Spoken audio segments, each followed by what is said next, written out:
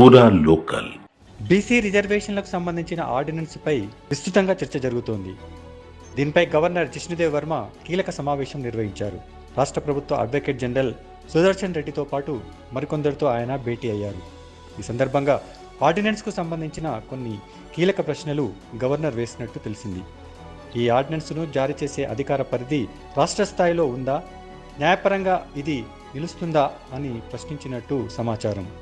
అయితే గ్రామ పంచాయతీ ఎన్నికలకు సంబంధించి బీసీలకు రిజర్వేషన్లు అమలు చేసే అధికారం ఆర్టికల్ 243(d)(6) ప్రకారం రాజ్యాంగం రాష్ట్ర ప్రభుత్వాలకు కల్పించింది. అదేవిధంగా ఆర్టికల్ 243(t)(6) ప్రకారం మున్సిపాలిటీలో బీసీలకు రిజర్వేషన్ కల్పించే అధికారాన్ని రాష్ట్ర ప్రభుత్వానికి రాజ్యాంగం ఇచ్చింది.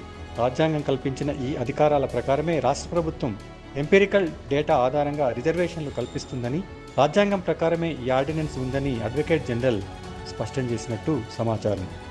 అయితే సుప్రీంకోర్టు నిర్దేశించినట్టుగా మొత్తం రిజర్వేషన్లు 50% మించకూడదు కదా అని గవర్నర్ ప్రశ్నించినట్టు సమాచారం. దీనిపై తెలంగాణ పంచాయతీరాజ్ చట్టంలోని సెక్షన్ 265(a)కు మాత్రమే సవరణ చేస్తూ ఆర్డినెన్స్ తేవాలని ప్రభుత్వం భావించిందని అడ్వకేట్ జనరల్ సమాధానం ఇచ్చినట్టు తెలిసింది. ఈ ఆర్డినెన్స్లో ఎవరెవరికి ఎంతెంత శాతం రిజర్వేషన్లు ఇవ్వాలన్న ప్రస్తావన లేదని చెప్పినట్టు తెలిసింది. కానీ సుప్రీంకోర్టు జడ్జిమెంట్ను ఉటంకిస్తూనే ఆర్టికల్ 265(a) సెక్షన్ ఉంది కదా అని గవర్నర్ అన్నట్టు సమాచారం.